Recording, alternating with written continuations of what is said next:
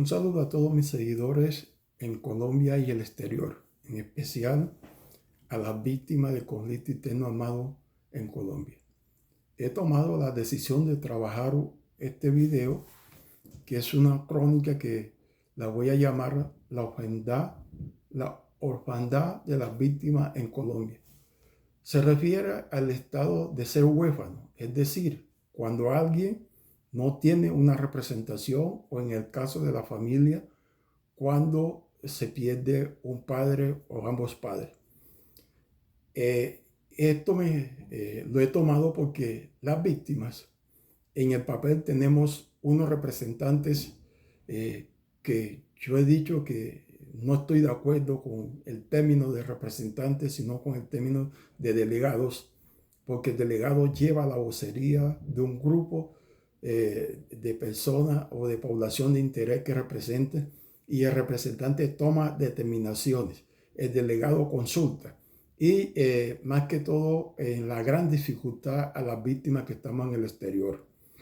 La palabra huérfano también se utiliza para describir la situación emocional y social que enfrenta una persona en esta condición, en el contexto literal, en el aspecto social. Hoy las víctimas del conflicto, yo siento de que la representación de víctimas ha perdido su razón de ser, que hay una desavenencia en el sentido en que la unidad de víctimas convoca a los representantes para legitimar algunos procesos para evitar las sanciones legales de las víctimas.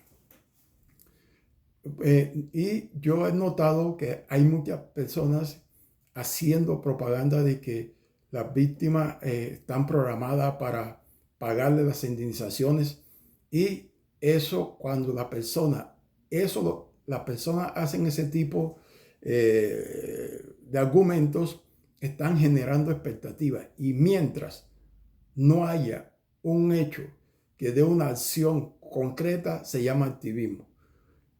Todos sabemos que no es fácil el tema de la reparación en Colombia. La unidad víctima en ese sentido no le está diciendo la verdad a las víctimas, ni mucho menos a los activistas que le están llevando paño de agua tibia a las víctimas. Aquí hay un hecho que estamos frente a lo que pasó en el 2005, cuando en esa época las víctimas empezaron a hacer una serie de acciones judiciales para que se les protegiera sus derechos, y también forzó a la Corte Constitucional a emitir la sentencia T025 sobre las cosas inconstitucionales.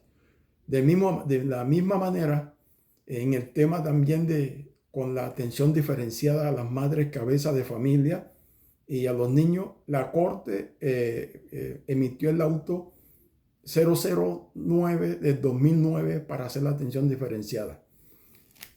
La situación que tenemos hoy es parecida, con la diferencia que en aquella época no existía ni la voluntad política, y que mucho menos había la disposición para atender las víctimas. Esta vez la diferencia es que tenemos un gobierno que ha hecho los esfuerzos mayores para poder cumplir con las indemnizaciones de las víctimas, pero no hay los recursos, y eso es claro. Aquí pienso de que en el caso de la reparación de las víctimas, para evitar el ostracismo, hay que continuar proporcionando las reparaciones colectivas por generación y generaciones, por grupo poblacional de manera diferenciada. La unidad de víctimas tiene que ser clara en este aspecto. Aquí hay abuelos, abuelas de 70, 80 años, que como van a partir al otro mundo y no van a ser indemnizadas.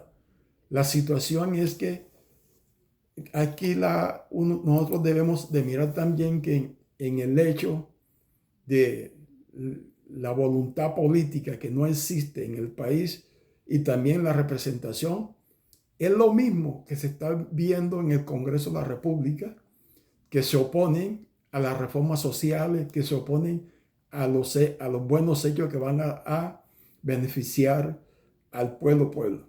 Esa misma situación se ve en las instituciones, incluyendo la unidad de víctimas, porque es que la unidad de víctimas no se puede limitar solamente a decirle a las víctimas que no hay los recursos.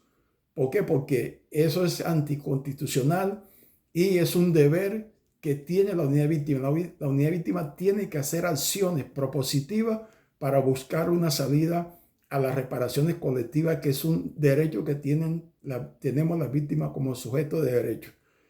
Y es importante de que a partir de estos momentos las personas se organicen por grupos poblacionales. Aquí no queda otra opción. Y como yo he dicho, este no es un espacio que surgió como contrapeso a la unidad de víctimas. Por el contrario, aquí lo que estoy explicando es que la unidad de víctimas tiene que ser más clara, tiene que ser subjetiva y es mejor plantearle la realidad a las víctimas para entre todos, en conjunto, con los delegados de las víctimas, poder buscar una solución. Lo otro es que también yo hago un llamado a todas las víctimas en Colombia y en el exterior sobre el tema de la representación de las víctimas. Un representante de víctima no puede estar más de un periodo en representación de las víctimas, porque ahí es donde empieza a comenzar el autoritarismo, a cortar los líderes, y más cuando uno no sabe qué es lo que están haciendo, y que el 90% de las víctimas no sabe quién son sus representantes, mucho menos en el exterior. Yo he propuesto varios hechos y lo vengo diciendo desde que comencé estos videos. Por ejemplo, los representantes de las curules de víctimas ya se reunieron con el candidato más sancionado a la presidencia y la persona que visibilizó el movimiento de víctimas a través del Movice y que empezó como a fortalecer con diferentes organizaciones de población desplazada, porque las curules de víctimas se vencen ya casi en el 2030. Lo mismo pasa con la ley 1448. Va a vencer en el 2030 y yo no veo un pronunciamiento o un acuerdo político entre las víctimas y las personas que van a representar a futuro los destinos de este país. Yo siempre he dicho, la división política al interior de las víctimas, como lo dije, es lo mismo que uno ve en el Senado de la República, es lo mismo que uno ve en las instituciones, es lo mismo que uno ve en la representación de víctimas, porque no podemos olvidar que hay personas que las mismas instituciones utilizan para tratar de desacreditar a los representantes que están haciendo su trabajo de buena manera, y que es una situación que frega. También se ve en la familia, hay división. Entonces aquí hay que mirar en que quién va a ser la persona que va a estar al frente de la representación de las víctimas, porque un representante de víctimas deja de tener sus intereses políticos individuales por apropiar la defensa de los derechos colectivos. Y en estos momentos eso no se está viendo.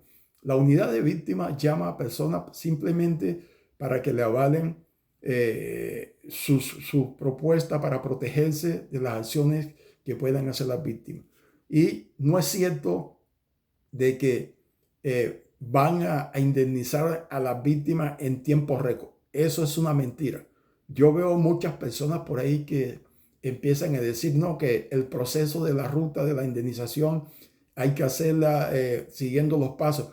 Eso es claro, pero hay víctimas que tienen ya priorizado hace más de 6, 7, 8 años y no han alcanzado a ser indemnizados. Entonces aquí la idea es que hay que hacer acciones, y yo espero que los representantes de las víctimas se pronuncien. Hoy estamos ya casi a menos de 20 días para las elecciones presidenciales.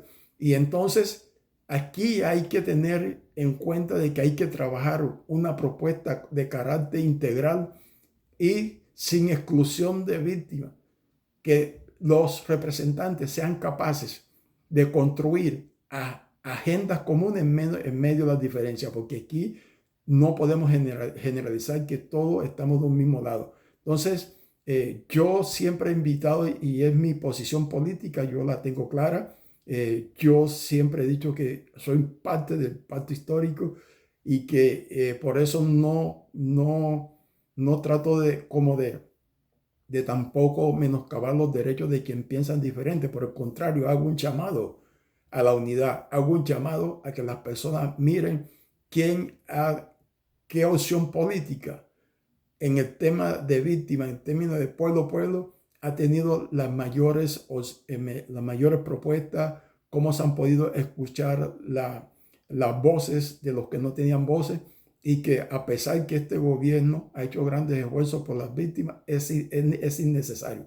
Entonces, los invito a todas y todos a que multipliquemos esto, no nos dejemos embaucar de todas esas personas que andan diciendo de que van a reparar a las víctimas. Han salido ahorita como el comité de aplauso a decir que ya se están priorizando. No, eso no saben cuándo van a pagar, porque los recursos no son necesarios. La unidad de víctimas no puede limitarse a decir que no hay recursos. Tiene que buscar acción, y la opción es que la reparación colectiva es el proceso a seguir. Por lo tanto, yo pido que madres, cabezas de familia, adulto mayor, jóvenes, todos nos organicemos para que nuestros derechos no sigan siendo vulnerados por el mismo Estado en cabeza de la unidad de víctimas, y más al interior de la corrupción existente que existe, que viene de anterior, que es una corrupción estructurada al interior de la unidad de víctimas. Muchas gracias, espero que compartan el video y nos vemos en un próximo video.